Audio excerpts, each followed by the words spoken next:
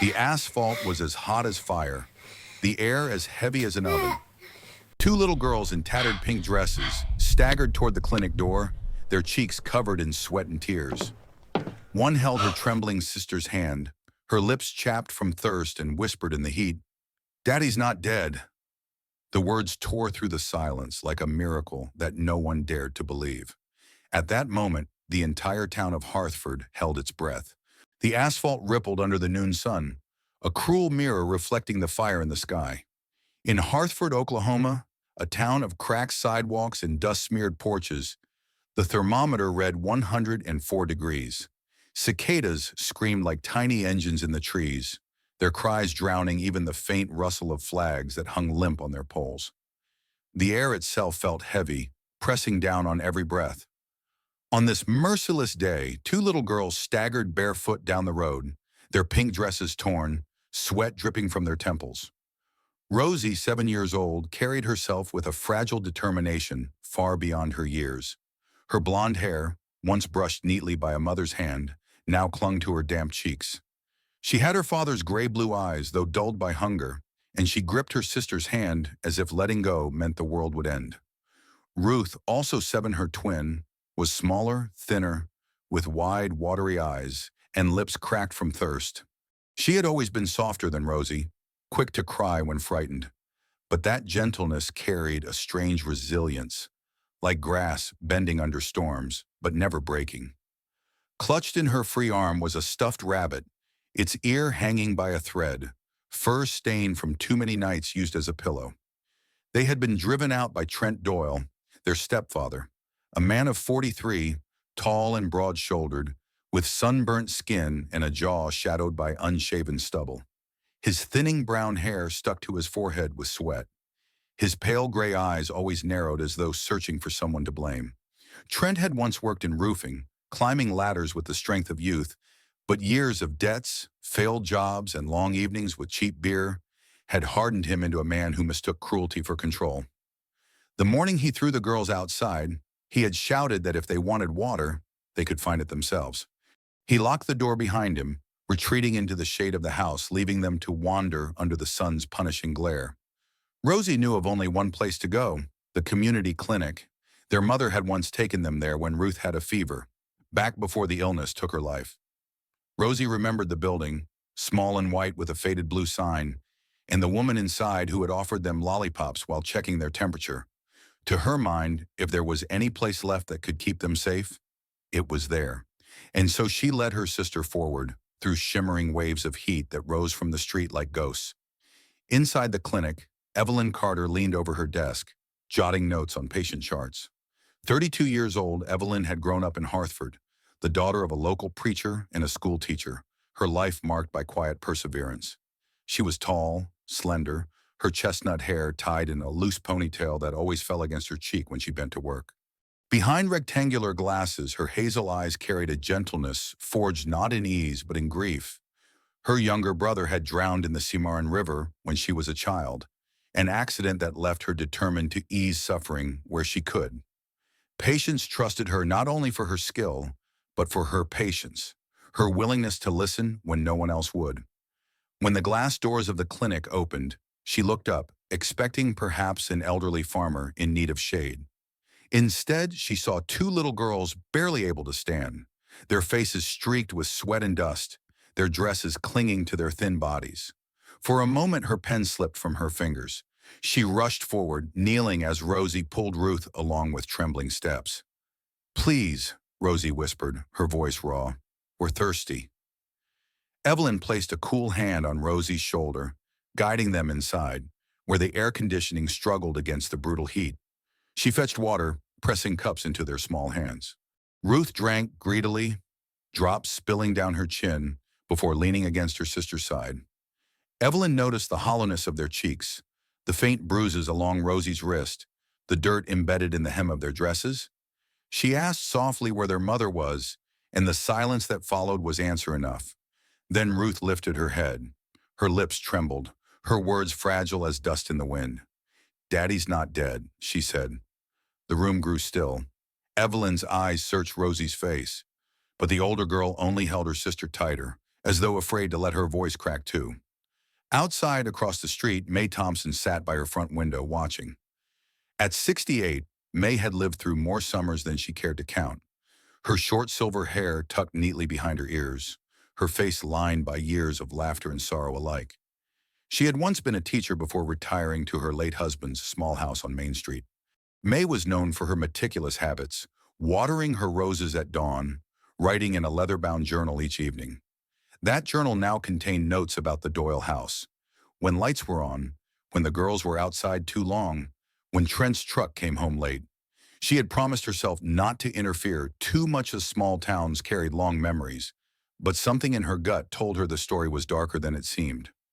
As the heat pressed down on Hartford, Rosie whispered again to Ruth, but this time the words carried more than longing. "Do you remember Keeper?" she asked, her eyes distant. Ruth nodded weakly, clutching her rabbit tighter. Keeper had been their father's dog, a German shepherd with fur black as coal and eyes that burned amber in the sun. He had been just a puppy when Silas Hartall, strong, their real father, brought him home, laughing as the dog tumbled across the yard. Rosie remembered running in the grass, Keeper chasing, their father watching with pride. That memory was all she had left, but she held it like a talisman, whispering it to Ruth as if the dog himself still lingered near. Inside the clinic, Evelyn could not shake the feeling that these two fragile girls were carrying a story larger than themselves. Their eyes told of hunger, fear, and a hope that refused to die. She draped cool towels across their shoulders, coaxed them to eat a few crackers from her desk drawer, and promised they would not be alone. Yet even as she spoke, she knew the truth. Without proof, without witnesses, she could not yet pull them from the shadows of the house they called home. Outside, the cicadas screamed louder, and Mae wrote another line in her journal. Inside, Ruth leaned against her sister and whispered again, almost inaudible, "Daddy's not dead." And in the heavy silence that followed, Evelyn felt the weight of a secret that might one day change everything. The evening heat of Hartford did not soften with the setting sun. Instead, it seemed to thicken, clinging to the walls and turning bedrooms into ovens. Inside the Doyle house, the only sound was the whirring of an old box fan in the hallway, its blades coated with dust, struggling to push air that felt as hot as a breath from the desert. Rosie sat near it, knees pulled to her chest, Ruth curled against her shoulder, both girls staring at the ceiling with wide, restless eyes. They had returned from the clinic hours earlier, after Evelyn Carter insisted they drink water and eat crackers, only to be fetched by Trent Doyle. Trent had arrived at the clinic door that afternoon with a face carefully arranged into concern. He had even offered a weary smile to Evelyn, claiming the girls wandered off in the heat. His voice carried the rough charm of a man used to explaining away trouble, deep and slow with a hint of mockery. Evelyn, though unconvinced, had no authority to hold the children without proof. So she let them go, her eyes lingering on Rosie's solemn face, her instincts gnawing like teeth at the edges of her conscience.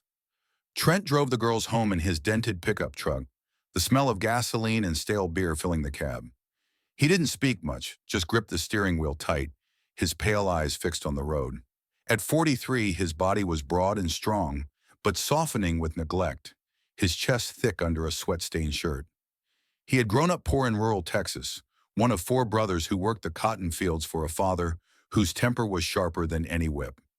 Trent had left that farm young, carrying resentment like a brand on his skin, telling himself he'd never live under another man's rules. Years later, debt and failure had returned him to the same bitterness, now directed at anyone weaker than himself. That night, as the girls sat in the dim light, Rosie's ears pricked at a sound more dangerous than the fans rattling. From the kitchen, Trent's voice carried low and sharp. She slid silently from Ruth's side and crept down the hallway, pressing her small ear against the cracked wooden frame of the doorway. "Yes," Trent muttered into the phone, his back turned, his voice coated with irritation. "It's automatic. Every month, as long as the paperwork says missing in action, the money comes through. They don't need to know anything more than that." He paused, tapping his fingers against the counter, then continued. "Don't you get it? If they find out he's alive, I lose everything. This is mine. My right Rosie froze. The words carved themselves into her memory like burns. Missing in action. Alive. Money. She pressed a hand over her mouth to keep from gasping. He was talking about Daddy. Silas Hart, the man whose face flickered through her dreams, who had left in uniform with a promise to return. She backed away silently, heart pounding, before returning to Ruth, whose wide eyes waited for answers. Rosie bent low and whispered, "Daddy's not dead. Trent knows it. He's keeping it secret." Ruth clutched her rabbit tighter, whispering back, "Then maybe Daddy will come home." And keep her too. Elsewhere in town, Sheriff Ben Alvarez sat in his office, the hum of an overworked air conditioner competing with the cicadas outside. Ben was 49, tall with a frame that still carried the strength of his years in the state police before he returned to his hometown. His hair, once black, was salted gray at the temples, cropped short above a face weathered by long patrols and the disappointment of seeing too many families fall apart. Born to Mexican immigrants, he had grown up in Hartford, often straddling two worlds: tradition at home, suspicion in the wider town. That balance had taught him patience, and patience had made him a steady sheriff. Tonight, though, patience felt like a chain. On his desk lay a thin stack of notes, calls from neighbors about the Doyle house, whispers of children too quiet, lights too often dark. None of it was enough for legal action. He leaned back in his chair, staring at the ceiling fan spinning lazily overhead, wishing he had more than fragments. He thought of Evelyn Carter, whose eyes had met his earlier that day when she stopped by to report her unease. "Keep watch," she'd urged. He promised he would. Back in the stifling bedroom, Rosie rocked Ruth gently, humming a half-forgotten tune their mother used to sing. Ruth's voice broke the silence, small and trembling. "Do you remember when Daddy brought Keeper home?" Rosie smiled faintly through her exhaustion. She described again the German Shepherd puppy tumbling over his own paws. How Daddy said he'd grow to be stronger, braver than any guard. "He always stayed near us," Rosie whispered. "He'd never let anything bad happen." Ruth closed her eyes, imagining fur against her cheek, warm and safe. The memory of Keeper became more than a story. It was a shield, a fragile promise stitched from love and longing. In the kitchen, Trent ended his call, pacing back and forth. Sweat gleamed on his forehead, dripping into the collar of his shirt. He muttered curses under his breath, not noticing the two small figures curled together down the hall, holding on to hope with the strength of children who had nothing else. The fan groaned, pushing air that wasn't cool enough to ease the night. But Rosie and Ruth clung to each other, whispering of Keeper, whispering of Daddy, whispering of a future where the truth might set them free. Half a world away from the sweltering streets of Hartford, the air in Kandahar, Afghanistan, was not much kinder. The desert sun hammered down on concrete walls, burning the dust until it rose in shimmering veils. In a military detention compound, a steel door groaned open, and Silas Hart stepped out into the light for the first time in 2 years. At 38, Silas bore the marks of captivity. His once broad-shouldered frame had thinned into wiry muscle, his skin darkened and rough from sun and grit. His hair, cropped short when he was captured, now grew in uneven tufts, black-streaked with premature gray. Yet his steel-gray eyes, sharp, unwavering still, carried the resilience of a soldier who had never surrendered hope. He had survived ambushes, isolation, and the constant gnawing uncertainty of whether his children even remembered him. What had kept him sane was not only the memory of Rosie and Ruth, but the living heartbeat of his companion, Keeper. Beside him padded the German Shepherd, now 5 years old, coat of black and tan dulled by dust, but eyes alert and bright amber in the sun. Keeper had endured the same years of captivity, tied to Silas by loyalty that no chain could weaken. Trained in tracking, guarding, and combat response, the dog had become more than a soldier's tool. In the long nights when nightmares clawed at Silas, Keeper pressed close, warm breath steady, grounding his master in the present. Soldiers whispered that Keeper had saved Silas from madness, perhaps even death. For Silas, Keeper was family, a bridge to the daughters he had left behind. Colonel Wyatt Pierce, the officer overseeing Silas's release, was a man in his early 50s, broad-chested with sun-scorched skin and a square jaw shadowed by gray stubble. His reputation was of a leader who carried too many secrets, a man who had spent 3 decades orchestrating operations most would never read about. "Hart," Pierce said in a voice graveled by sand and sleepless nights. Washington finally cleared it. "Your status has changed. You're going home." His green eyes, rarely soft, flickered with something like apology. "It took too long." Silas rested a hand on Keeper's neck, the dog leaning into the touch as if sensing his master's trembling resolve. "We're going home, boy," Silas whispered, his voice cracking. The journey back was a blur of metal and motion, roaring engines of transport planes, flashing lights of checkpoints, and the foreign silence of airports. Hours later, Silas stepped off a military flight into the biting cold of Washington, the snow a shock after years of desert heat. Keeper walked at his side, nose twitching, scanning the unfamiliar air, his ears pricked as if ready to fight the unknown. At the Department of Veterans Affairs, Silas sat across from a young officer named Mark Langston, barely 30, with unruly brown hair and round glasses perched on a narrow nose. Mark's voice carried the awkward cadence of someone used to paperwork, not pain. "Mr. Hart, officially you were listed as KIA. Your benefits, survivor's compensation, they were redirected to your dependent's guardian." He cleared his throat, adjusting the files. "That guardian is—" Trent Doyle Silas's jaw tightened, his fists curling on the desk. The name was poison. He had left his daughters in their mother's care, never imagining that her death would leave them to Trent's mercy. "You're telling me," Silas said slowly, his voice low and dangerous, "that this man has been living off my death?" Mark nodded uneasily.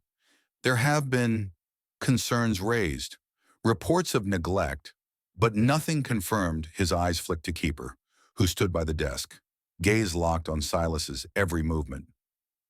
"Sir, if there is abuse, CPS may intervene." The word struck harder than any blow Silas had taken in combat. Foster care. His girls, Rosie with her stubborn chin, Ruth with her quiet eyes shuffled between strangers because he was branded a ghost. He rose abruptly, chair scraping. Keeper followed instantly, muscles taut. "No," Silas growled. "They're mine.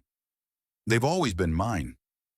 Within hours, Silas packed what little he had, a duffel bag, a winter coat too stiff from storage, and the endless loyalty of Keeper. He rented a battered SUV and set out north, tires crunching over frozen highways, landscapes shifting from city glass to rural emptiness. The farther he drove, the more memories burned in his chest. Rosie's laughter chasing a ball across the lawn, Ruth's small hand clutching his finger, the two of them tumbling in the grass as Keeper barked at butterflies. Keeper lay stretched in the back seat, amber eyes never leaving Silas. Occasionally he pressed his nose against his master's shoulder, as though to remind him he was not alone on this long road.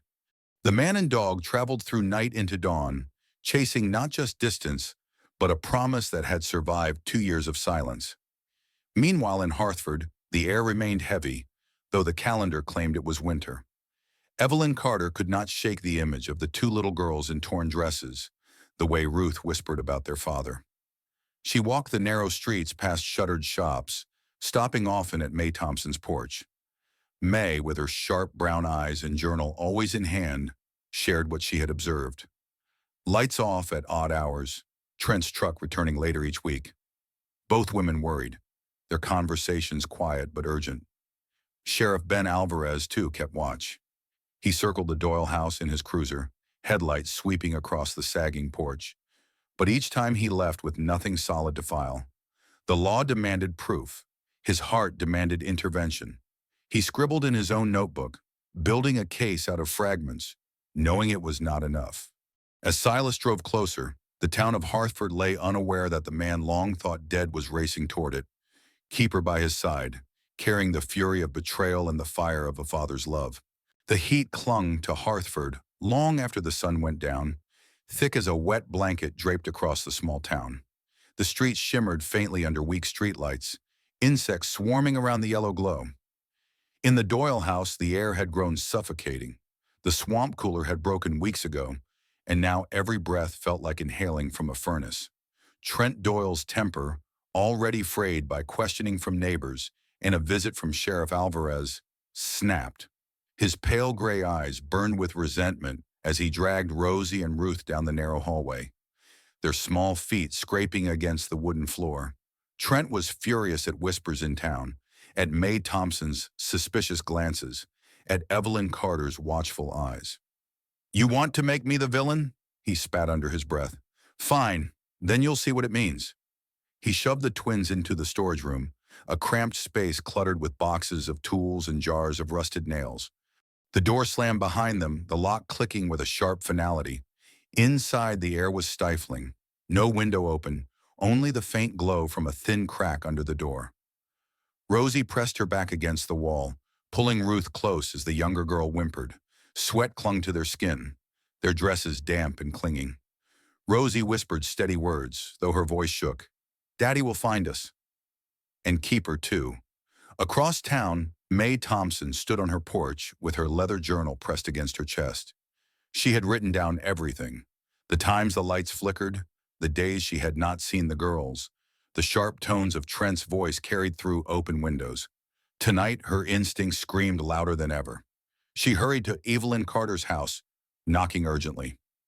Evelyn, still awake grading medical notes, answered in a plain cotton dress, her brown hair loose over her shoulders. Mae's silver hair stuck to her forehead in the damp heat as she whispered, "Something's wrong tonight." "I know it." Evelyn grabbed her medical bag without hesitation. Sheriff Ben Alvarez had been making late rounds when Mae's call came through the radio. He turned his cruiser down Main Street, tires crunching gravel, jaw tight with resolve. In the passenger seat of a second patrol car sat Deputy Juno Price, just 26, slim and eager, her black hair tied in a high bun, her uniform still crisp despite the late hour.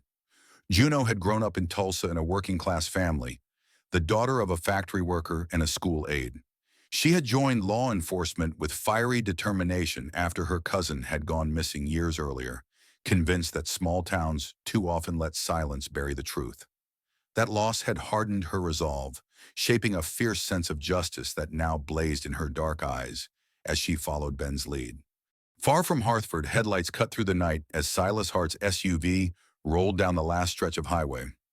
Keeper sat upright in the back seat, his ears pricked, his amber eyes fixed on the passing fields. The dog suddenly whined, nose pressed against the glass, body tense. Silas knew that Soundkeeper had caught a scent. He pulled off the road, gravel spitting beneath the tires, and stepped into the thick night air. Keeper bounded ahead, paws striking the dry earth, weaving through back alleys and fences, guided by an invisible thread of loyalty and smell. Silas followed, his chest hammering, sweat mingling with the dust of travel. They reached the Doyle house just as Evelyn and Mae arrived on foot and the sheriff's cars pulled up. The porch light flickered weakly, the house silent but heavy with menace. Trent stood in the doorway, broad shoulders filling the frame, his jaw tight. "You can't just barge in here," he barked. But before the officers could answer, Keeper growled low, his fur bristling, nose pointed down the hallway. Silas's voice cut like steel. "Where are they?" Trent sneered, trying to block the hall, but Ben Alvarez's broad frame pushed past him with authority, Juno close behind. Keeper lunged toward the storage room door, claws scraping against the wood, barking with urgency. Silas surged forward, shoving past the officers, his boots smashing against the lock. The wood splintered, the door burst open, and the sweltering air of the storage room spilled out. Inside, Rosie and Ruth sat huddled on the floor, cheeks streaked with tears and sweat. For a heartbeat, disbelief froze their faces. Then Rosie's voice cracked into a sob. "Daddy!" She flung herself forward, Ruth stumbling after her, both collapsing into Silas's arms. He knelt, clutching them tight, tears running freely down his dirt-streaked face. Ruth buried her head against Keeper's neck, fingers gripping his fur as though holding onto a miracle. Keeper licked her cheek, his tail wagging, his massive body pressed protectively against her side. Behind them, Trent tried to protest, but Sheriff Ben's voice cut him off, firm and sharp. "That's enough, Doyle." He twisted Trent's arms behind his back, steel cuffs snapping shut. Deputy Juno's gaze was fierce, her hand steady on her holster, her jaw set in quiet satisfaction. Evelyn dropped to her knees beside Silas, pressing cool cloths from her bag to the girls' flushed faces, murmuring gentle words. May, standing in the doorway, wiped at her eyes, whispering a prayer of thanks under her breath. In that stifling night, the storage room became the place where truth broke free. The dog that had been memory was flesh and blood again. The father once lost was present, and two little girls finally found arms strong enough to shield them. Outside, cicadas screamed and the air remained heavy. But for Rosie and Ruth, the world had shifted. The lock was broken, and so was their prison. Morning broke differently in Hartford the day Trent Doyle sat cuffed in the county jail. The town, so often weighed down by silence and suspicion, now buzzed with murmured relief. For the first time in months, Rosie and Ruth awoke not to the sound of shouting, but to the rustle of leaves outside a new window. Their father had kept his promise. Trent's trial had been swift, his crimes undeniable. Neighbors had testified to nights of neglect. Evelyn Carter submitted her medical notes documenting bruises and malnourishment, and May Thompson, with her meticulous journal, provided a record no defense could erase. The fraud charges collecting Silas's death benefits, while the soldier lived, sealed his fate. The judge's voice echoed in the wood-paneled courtroom, granting Silas Hart full custody of his daughters. Rosie, sitting in the back with Ruth's small hand in hers, had never clutched tighter to her father's sleeve when he bent to whisper, "We're free now." A week later, Silas drove them north of town to a modest log cabin by the Cimarron River. The house sat beneath towering cottonwoods, their leaves whispering in the warm wind, the river's shimmer visible through the branches. Built decades earlier by an old rancher, the cabin had been empty for years, its cedar walls weathered but strong. For Silas, it was not grandeur he sought, but shelter and the chance to start anew. Inside, the air smelled faintly of pine sap and dust. Rosie and Ruth ran across the wooden floorboards, their footsteps echoing in the emptiness, laughter rising like music. Evelyn Carter had been there earlier that morning, bringing bandages, vitamins, and gentle reminders about hydration in the Oklahoma heat. She had stayed long enough to see Rosie's pale cheeks gain color and Ruth's timid smile widen before returning to her patients with the quiet satisfaction of someone who had helped tip the balance toward hope. May Thompson arrived later with her sewing basket, her silver hair tucked neatly under a straw hat. She sat the girls down at the rough-hewn table, spreading scraps of fabric across the wood. "Every dress deserves a second chance," she told them, her sharp brown eyes softening. With nimble hands, she patched the torn pink dresses, smoothing the seams and teaching Rosie and Ruth how to thread a needle. The girls leaned close, eyes wide, their small fingers clumsy but eager. When she finished, both twins twirled in their mended dresses, skirts fanning like blossoms against the dim cabin light. May also showed them how to fold paper into fans, laughing as Ruth fanned Keeper, who accepted the breeze with a wag of his thick tail. Keeper had taken to the cabin as though it had always been his post. His black and tan fur gleamed in the sunlight that spilled across the porch, his amber eyes scanning the tree line with quiet vigilance. At night, he lay at the girls' bedside, his body forming a warm barrier between them and the door. Ruth often whispered secrets into his fur, as if Keeper alone could carry the weight of her memories. Rosie, more solemn, practiced giving commands their father taught her, simple words of trust that Keeper obeyed with unwavering loyalty. To the twins, he was no longer just a memory. He was the living proof that promises could survive even the longest absence. As dusk settled, Silas prepared dinner in the small kitchen, his broad hands clumsy after years of rations and mess halls.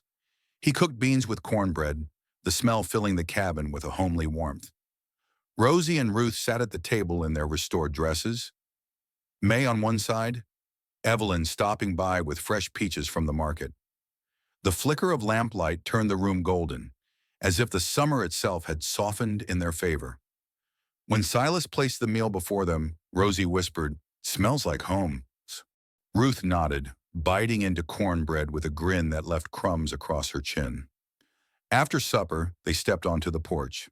The Cimarron glowed under the fading sun, its current slow and steady. Fireflies blinked in the reeds, and the cottonwoods swayed in the warm wind. Silas stood with his daughters leaning against his legs, keepers stretched at their feet.